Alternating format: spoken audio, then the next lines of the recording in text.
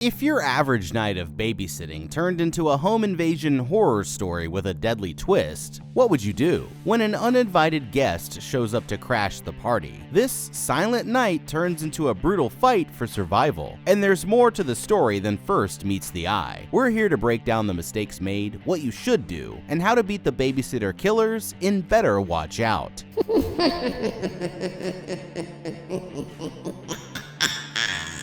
These kids are definitely going to be on the naughty list. While everyone in her town is getting ready for Christmas, this girl Ashley goes to spend the night babysitting her neighbor, Luke, who's surprisingly mature for his age. Although he's 5 years younger, Luke here is secretly in love with Ashley, and with her about to go away to college, he's determined to shoot his shot no matter what. When Ashley arrives, Luke's father takes him to finish up some chores while his mom gives her the rundown for the evening. It turns out that the boy has been sleepwalking, so when Ashley puts him to bed, she'll need to place a pencil on his door. That way, his parents will know if he got up in the middle of the night. With everything all set, the parents head out to a Christmas party, leaving only the two of them alone in the house. Luke eagerly shuts the door and asks Ashley if she wants to watch a movie, but she says that she needs to call her boyfriend Ricky first, and tells him to go play some video games to keep himself busy while she's on the phone. Instead, he listens in on their conversation from out in the hallway, and that's when he decides to put his plan into action. After starting up a load of laundry, Ashley finds Luke in the living room holding a bottle of his parents' champagne. Being a good babysitter, she immediately takes it back to the kitchen, where she sees the back door sitting open. She figures that it must have been an accident and thinks nothing of it, but the truth is that there's more going on than she realizes. Okay, Ashley here has no idea what she's gotten herself into just yet. This kid Luke is a bit too old for a babysitter. Most experts agree that by the age of 10 or 11, it's time to start allowing kids to look after themselves, as long as you think that they're responsible enough. Luke here is about to turn 13, and he's clearly very mature for his age. That's not to mention that his parents are comfortable with him playing violent video games and watching horror movies that are meant for adults. With that being said, they should be willing to let him try spending the night on his own, especially when they're only a few miles away and can quickly get home in case of an emergency. Luke's recent sleepwalking could be the reason why they want him to be supervised, and although it may just be a temporary issue that he'll soon grow out of, it could also be a sign of some underlying psychological condition. Now that she's just found the back door wide open and knows that Luke here has a habit of going for unconscious adventures in the middle of the night, Ashley should immediately go around the house to make sure that every door and window is securely locked up. But apparently she's too busy talking to her boyfriend over the phone to do her one job. She's supposed to be paying attention to the kid, and if she had been, then she would have seen Luke clearly close the door behind him after he'd stepped out. Catching onto this seemingly unimportant detail would have been an early warning sign that trouble was already afoot, and at least she'd have had some time to get prepared. But she's going to be caught totally off guard by what happens next. The two of them sit down on the couch and turn on a movie, never noticing that a shadowy figure is watching them through the back window. Just then, someone calls the house phone and tells Ashley that he can see them in a creepy voice. At first, she thinks that it might be a prank from her ex-boyfriend, Jeremy. But after getting up to go look outside, Ashley starts to get more and more creeped out. Checking around the house, she notices that the kitchen door is somehow open again, and this time it sends her into a full-blown panic. After slamming it shut, she sprints back into the living room and tells Luke to toss over her cell phone, but he accidentally chucks it straight into the fish tank. She's furious, but things get even worse when they hear a loud knock at the front door. At first, it seems like no one's there, but after hearing another knock, Luke swings the door open, trying to impress her by scaring the intruder away. Suddenly, a hooded figure rushes in and tackles him to the floor, but it turns out that it's only his buddy Garrett. This solves the mystery of who was at the door, but there's a problem. Garrett insists that he never went into the backyard, and that's when they hear the sound of glass shattering from somewhere upstairs. Okay, this is not good. Just a few minutes before this all went down, they received a surprise pizza delivery, and when Ashley here answered the door, she noticed this Santa decoration had somehow gotten inside the house, although it was definitely not there when she had arrived. After putting it back on the porch, that same decoration then showed up in the backyard just a few minutes later. Clearly, someone was moving it around as a way to mess with their heads. And that's an immediate red flag that you're about to end up with a starring role in your very own slasher movie. Now, once she saw that the back door was open again, it makes sense that her natural instinct was to run over and shut it. But this is kind of pointless if you really think the situation through, because clearly, whoever opened it is already in the house. In this situation, panicking and making noises actually makes things even more dangerous, because it signals to the intruder that you know they're around. Instead, it's better to keep as quiet as possible and immediately try to escape to safety if you can. You need to remain calm and avoid confronting the intruder if possible, because engaging with them in any way dramatically increases the risk of things turning violent. Immediately leave the house if you can, or find a safe place to hide out if escaping isn't an option. And of course, contact the police as soon as possible. After hearing the sure signs of trouble coming from upstairs, they made the inexplicable decision to lock themselves in with the home invader instead of doing the smart thing and immediately running straight out the front door. They should have made a beeline for Ashley's car while they still had the chance, but they're seriously about to go investigate the noise instead? It's pretty obvious that things are only going to get worse from here. Thinking quickly, Ashley runs to grab a knife from the kitchen before she and the two boys quietly sneak upstairs to check things out. In a room at the end of the hall, they see that someone has thrown a brick through the window from the backyard, confirming that their worst fears are true. Ashley immediately grabs Garrett's phone and tries to call the police, but somehow he has no service. And whoever's out there has also cut off the landlines and even the Wi-Fi, leaving them with no way to contact help. Back downstairs, they discover that Ashley's car has a large knife stuck in its tire. That's when Garrett comes down holding the brick and shows them that someone has written a message on the other side, simply reading, "You leave, you die." Well, Garrett here decides that this is his signal to leave, and immediately proceeds to sprint straight out through the back door. Sure enough, he only makes it about 15 feet before he's suddenly shot with some kind of silenced weapon, dropping him on the spot. Okay, this definitely looks bad, and personally at this point, I'd be completely freaking out. But the good news is they aren't out of options just yet. For one, they can absolutely still drive on a flat tire, at least far enough to get them to safety. The only problem is going to be making it to Ashley's car without taking a bullet. Whoever just killed Garrett seems to have fired from the left side of the backyard, so unless there's more than one attacker to cover all of the entrances, they may still be able to get to the vehicle if they stay low and move quickly enough. If they decide that it's too risky and their only option is to stay put, then I'd try setting off the car alarm using her keys to draw as much attention from the neighbors as possible. They should also try burning something in the kitchen to set off the smoke alarms and achieve the same effect. There's a good chance that all of this sudden commotion would severely complicate the attacker's plan. But Ashley's about to find out that this is no ordinary home invasion, and what happens next is going to change everything. Horrified, Ashley quickly tackles Luke to the ground and starts to come up with a plan. With no way to escape or call for help, she figures that the only thing that they can do is go upstairs, find a room to hide out in, lock the door, and scream as loud as they can until the neighbors can hear. As they start to go, they hear what sounds like someone walking around on the second floor. It's terrifying, but staying put isn't going to work either, because that's when they notice a shadowy figure watching them through the back window, leaving them with no choice but to stick to the plan. Unfortunately, things aren't any better upstairs. Somehow, the creep has already beaten them to it, and he's armed with a shotgun. The moment that he's out of sight, they duck into the first room in the hallway and quickly decide to hide in the attic. With nowhere left to run, Ashley says that they should hide out there until the killer eventually leaves. But Luke is afraid that the man might kill his parents too, and decides that he wants to go for the gun. Suddenly, a pair of spiders drops down from the ceiling straight onto Ashley's head, scaring her so much that she falls right back down through the hole in the floor. Luckily, Luke catches her at the last second. At this point, she's too overwhelmed with fear to stop Luke from going for the gun,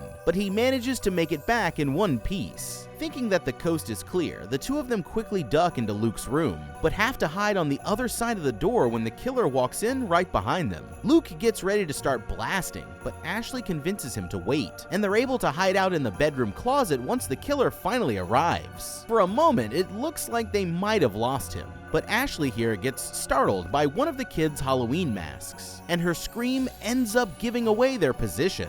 In an instant, the killer returns. But now that she's able to get a good look at him, Ashley finally notices something strange. The mask that he's wearing is the same one that Luke has on in one of his family photos out in the hall. And this guy is scratching his shoulder, just like Garrett was earlier in the night. That's when Ashley realizes what's really going on here. This creep didn't kill Garrett. He is Garrett. With the cat officially out of the bag, Luke reluctantly decides that it's time to reveal the truth. This was all a twisted plan to impress Ashley by rescuing her from the masked intruder and finally win her away from that degenerate Ricky. Furious with both of them, she tells Luke that he's a spoiled brat who needs therapy and storms out of the room saying that she's going to call his parents. Chasing her out into the hallway, he slaps Ashley hard across the face and sends her crashing down to the bottom of the stairs, knocking her unconscious. Okay, this night was already going bad before she got slapped silly by a 12-year-old kid, and now that he's showing his true colors, the real nightmare is about to begin. Sorry, Ashley, but you f***ed up.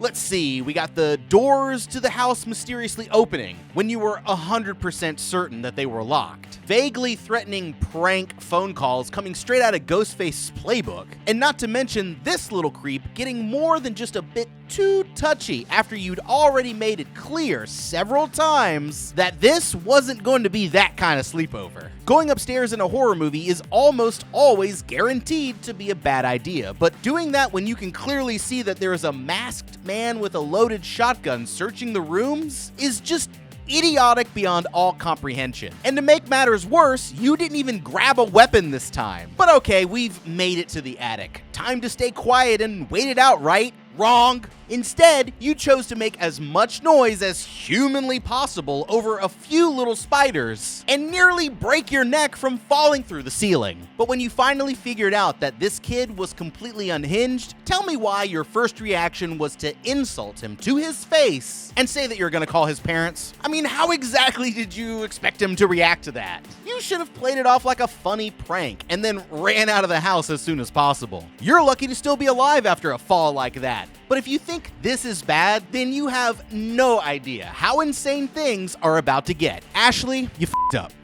Ashley wakes up to find that she's been duct taped to one of the kitchen chairs, and the two boys have completely taken over the house. From their conversation, it quickly becomes clear that Luke's innocent appearance was really all just an act. Ashley immediately begins struggling to get free, but the boys come back and start messing with her once they realize that she's finally awake. After taunting her for a minute, Luke says that he's going to uncover her mouth, but warns her not to scream or else he'll shoot. As soon as she can talk, she starts trying to reason with him, saying that she's hurt and needs to go to the hospital. Luke, however, says that he wants to play a game of truth or dare instead, and agrees to make her a deal. If she wins, then he'll let her go, but if she loses, he's going to make her drink a small bottle of sedatives. The game starts, and of course, it's Ashley's turn to go first. She picks truth, and that's when Luke asks her how many guys that she's been with. He's shocked to hear that she hasn't actually been with anyone, and although at first he doesn't believe her, Ashley finally convinces him that she's telling the truth, moving them on to the next round.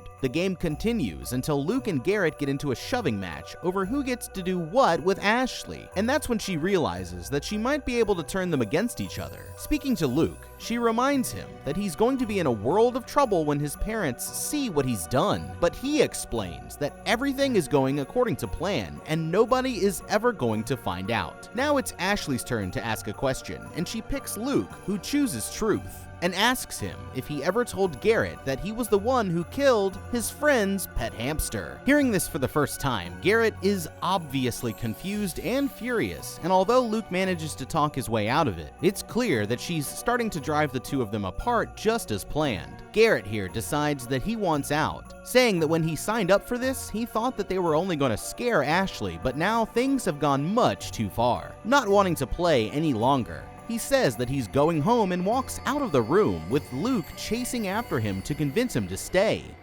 Okay, just when it seemed like things couldn't get any worse, Ashley here has been taken hostage by two pint-sized psychopaths. She needs to get out of there yesterday, and the only good news is that she knows that Luke's parents will be home within a few hours. which means that she just needs to keep herself alive long enough for them to get there. Although he hid it pretty well, up until now, Luke here displays many traits that could indicate that he's actually a secret sociopath. He's violent, constantly lying, and shows no remorse for any of his actions. This means that Ashley can't rely on getting his sympathy, because appealing to his good nature isn't going to work here. Instead, what she needs to do is remain as calm as possible and try her best never to show that his little mind games are actually getting to her. Getting too confrontational could easily backfire, but it's important that she maintains her composure and firmly stands her ground when it's appropriate. For now though, Ashley's best bet is to play along with his demands within reason, and only try to escape if she has a really good opportunity. To create such an opportunity, Ashley could try using what Luke wants against him. For example, she might finally agree to kiss him, but not in the kitchen or in front of Garrett here.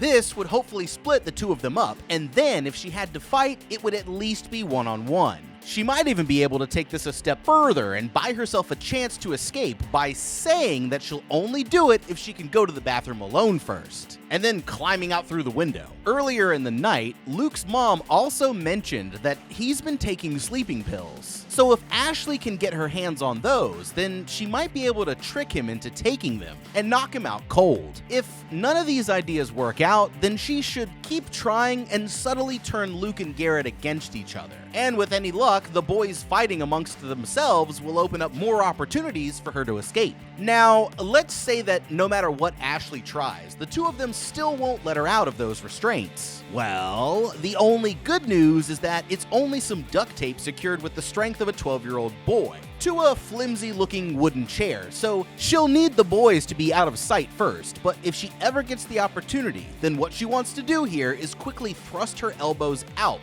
and away, while moving her arms up towards her, as if she was trying to punch herself in the top of the chest. This should rip right through the duct tape, and once she's free, she can start trying to escape the house. These kids may be violent maniacs, but they are still kids. So if Ashley has to throw some hands on her way out, then it'd be better to try and take them down without severely hurting them. A well-applied sleeper hold should knock Luke out for at least a few seconds without injuring him. And if that fails, then some hard kicks to the legs should slow him down. Bottom line, don't give Luke any reason to kill you early, and sooner or later, there will be a chance to get away or call for help. While the two of them are distracted, Ashley shuffles her way closer to the countertop where she finds a flashlight sitting nearby. Grabbing it with her chin, she starts flashing the light through the kitchen window in an attempt to signal the neighbors for help, but she keeps trying for just a bit too long and ends up blowing her cover. Catching her in the act, Luke decides that this makes her a cheater and proceeds to pour the sedatives into a half-finished bottle of wine. He's gonna set things up to make it look like Ashley raided his parents' liquor cabinet and then passed out on the couch, all while he was innocently asleep upstairs. And when she wakes up, she won't remember what really happened. Holding the bottle to her lips, Luke tries to force Ashley to drink, but she headbutts the bottle out of his hands and shatters it on the kitchen floor. Luke here is furious, but before he can figure out what to do next, they hear someone at the front door. Ashley immediately starts to scream as loud as she can, but the boys quickly cover up her mouth with more duct tape.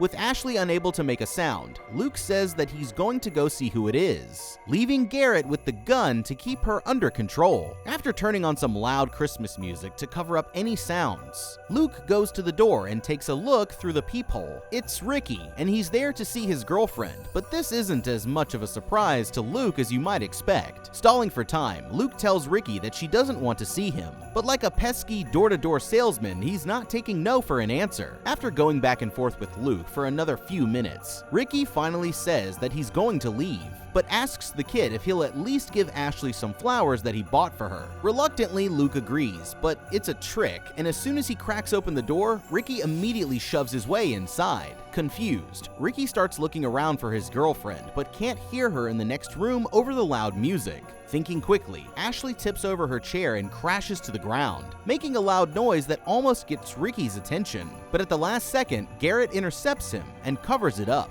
The boys make it seem like Ashley's upstairs in the bathroom with a severe stomach ache, and while they're busy dealing with Ricky, Ashley manages to get her hands on some broken glass from the floor. Ricky quickly heads upstairs, followed by Luke, and begins going from room to room searching for Ashley, and just when he starts to realize that something's wrong, Luke creeps up from behind and clubs him in the back of the head with an aluminum baseball bat. Ricky rises up, ready for a fight. Panicking, Luke takes another chop with the bat, but Ricky deflects the hit and quickly overpowers him, slamming him into the wall and tossing him to the floor. As Ricky closes in, Luke stabs him in the cheek with the pencil from under the rug, causing him to pull back, and goes straight for the bat. Just when he's about to finish Luke off, Garrett here shows up with the shotgun and orders him to stand down. Unfortunately, he has no choice but to agree, and with his attention focused on Garrett, Luke grabs the bat and knocks him out for real. This is all way more than Garrett here ever signed up for, but Luke seems to be having the time of his life, and always, he has a plan.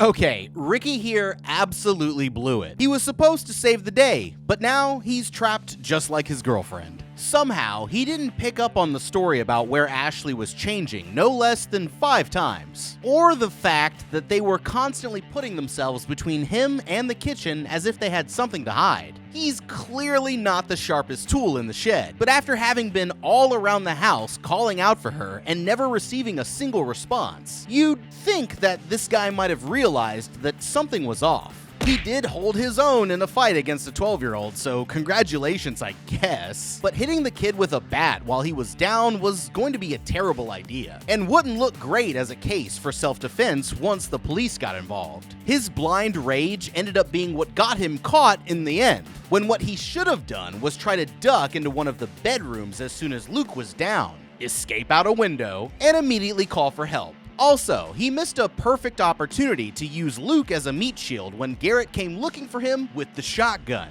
As for Garrett himself, he still hasn't really done anything unforgivable, and it seems like he's not too happy with the way things are going. He has every opportunity to just run the hell out of there and call the cops himself. After all, he's the one with the shotgun, so there's no way that Luke could stop him. Unfortunately, Garrett here still isn't willing to turn his best friend in, even after everything that the kid has already done. But if he thinks things are out of control now, just wait until he finds out what else Luke has in store. After cleaning up the mess on the second floor, the boys tape Ricky to a chair in the kitchen and start discussing what they're going to do next. Ashley tries convincing them that if they just let Ricky go, then she'll help them clean up the house and they can all forget that this ever happened, but Luke won't go for it. Frustrated, she snaps at Ricky for coming over to the house uninvited in the first place. But that's when she realizes that Luke was the one who sent the message, and this was part of his game all along. It's another step too far for Garrett here, and he's pissed that Luke would do this without telling him. But Luke sends him to cool off in another room while he handles things for now. He starts by getting Ashley's phone out of the fish tank,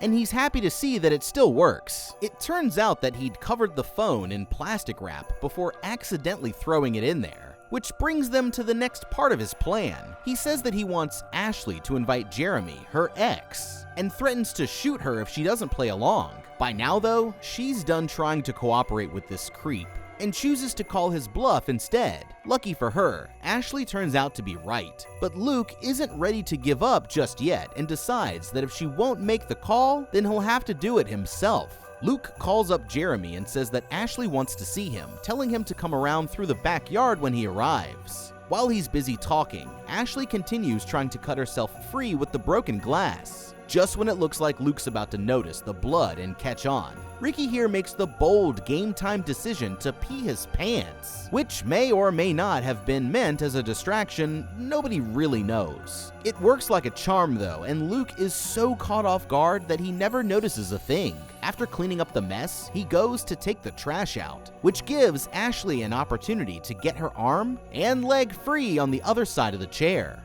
Okay, this should go without saying, but these two need to get out of there as soon as possible. He may not have killed anyone yet, but Luke wouldn't be bringing so many wild cards into the mix if he was really planning to let any of them go. Right now, they've actually just been presented with one of the first good opportunities to escape in a while. Ashley here has an iPhone, and Luke seems to have left it out on the counter while he steps out back to throw away the evidence of Ricky's mess. As soon as he's gone, all that Ashley needs to do is tell the phone's digital assistant to call emergency services. And boom, within a few minutes, the police should be on their way. Now, I won't say exactly what phrase she needs to use since I don't want your phone accidentally calling for help while you're watching this video. But if you have an iPhone, then you should already know what I'm talking about. If, for some reason, this doesn't work, then now that she's gotten one of her hands free, she should quickly scoot over to the landline and call the police from there. Also, while Luke is out back, Ashley should get to the door and lock him out if she can.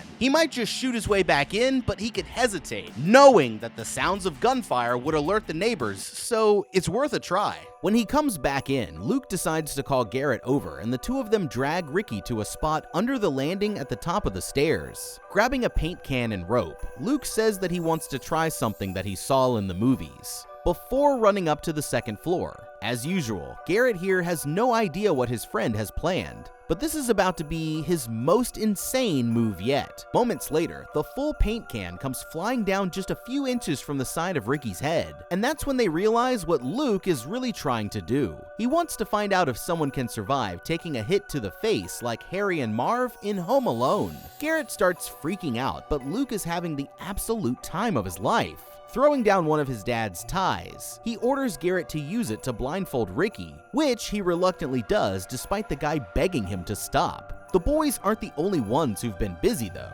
While they've been working on their art project, Ashley finally managed to get herself free. And at the last moment, she comes storming into the room with a pistol. Ashley shouts at Luke to drop the paint can, but this turns out to be a poor choice of words. He lets it drop right over the railing, and this time it hits its target, obliterating Ricky's head and killing him instantly. Ashley is absolutely horrified, but Luke here is eating it right up. To make things even worse, it turns out that the weapon isn't loaded, and never really was.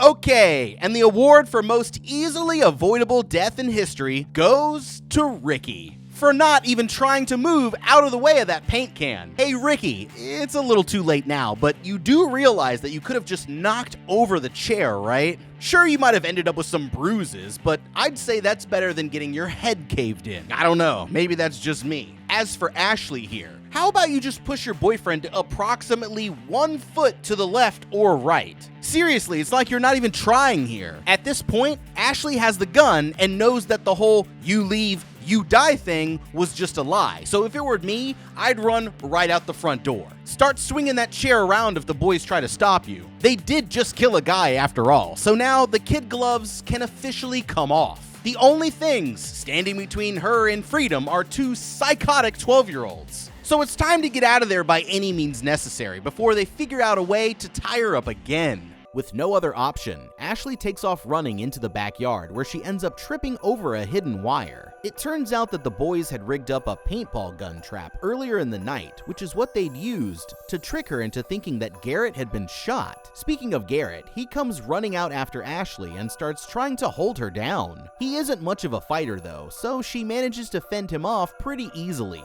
and dips out over the fence the moment that she sees her opportunity, where she can hear a group of Christmas carolers making their way up the block. She sprints down the alley to the edge of the sidewalk when suddenly, Luke chucks a brick into the back of her head, knocking her out just before she can get the carolers' attention. When she finally wakes up, Ashley finds herself right back inside of the house when he realizes that she's awake. Luke can't help but taunt her just a bit more and tell her that she's going to thank him for this later, motioning for him to come closer. She decides to thank him right now with a swift kick between the legs, dropping him to the floor. While he's recovering, Garrett starts to get more and more nervous about what they've gotten themselves into here, and Luke promises him that he'll get them both through it, just as long as his friend agrees to do whatever he says. For the next part of his plan, Luke takes out Ashley's phone and makes a fake post about how Jeremy has been bothering her. With this evidence planted online, he leaves Garrett to watch over their hostage while he goes to meet with Jeremy around the back.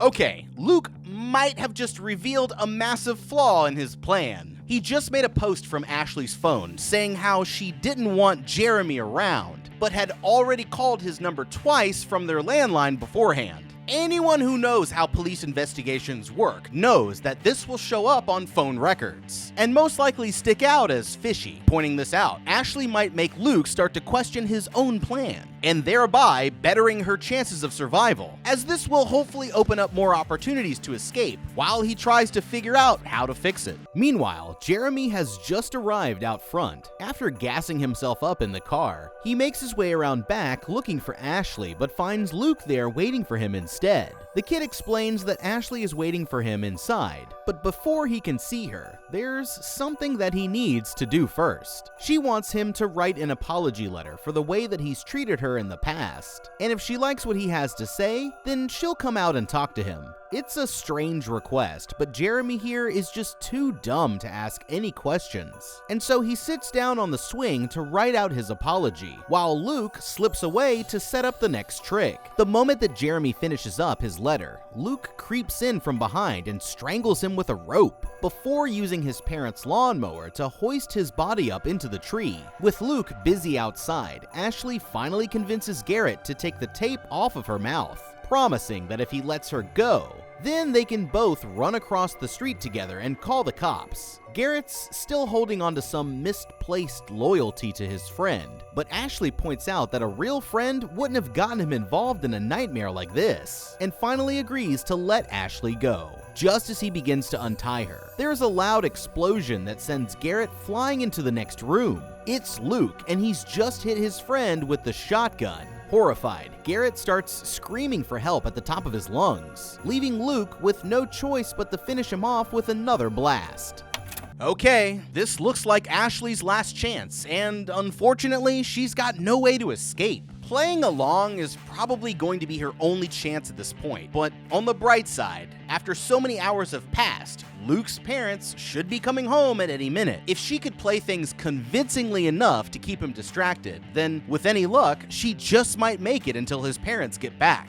That's pretty much the only option that she's got, and unfortunately, Luke here has other plans. But things aren't going to go as smoothly as he hopes either. With no one left but Ashley, Luke pulls up a chair next to her and puts his head on her shoulder, but she refuses to speak to him anymore. Instead, she simply closes her eyes and completely shuts down, which somehow makes Luke even crazier. Unable to handle his childhood crush shutting him out, Luke stands behind her, pulls a small knife out of his pocket, and fatally stabs her in the side of the throat. With his night of slayings complete, he goes around the house meticulously setting up all of the evidence to make it look like Jeremy was the real killer, while Luke himself was peacefully asleep in bed the whole time. Once everything's in place, Luke climbs into bed just as his parents enter the house, and listens in as they find the horrific scene downstairs. He's completely sure that he's gotten away with it, but as he's cuddling up to his mom while the police and paramedics take care of the scene, he hears something that sends a shock through his body. Ashley is still alive, having used duct tape to seal up her neck wound until help finally arrived. Although she can't talk, she gives Luke the finger through his bedroom window as the paramedics load her into the ambulance, and all that Luke can do is quietly accept the fact that he's completely screwed. But he isn't done yet. Putting on an innocent face once again, he asks his mother if they can go visit Ashley in the hospital, hoping to finish what he started before she has a chance to tell anyone the truth. But what would you do? If you were babysitting some little kid who started to put the moves on you, would you oblige him? Or would you be like, "F you, little boy," and call the police? I know what I would do. But let us know down in the comments below how you feeling about the ending of this movie. Thank you so much for watching. Leave a like and subscribe, and check out that How to Beat playlist for more videos just like this one. Oh yeah, and have a damn good day.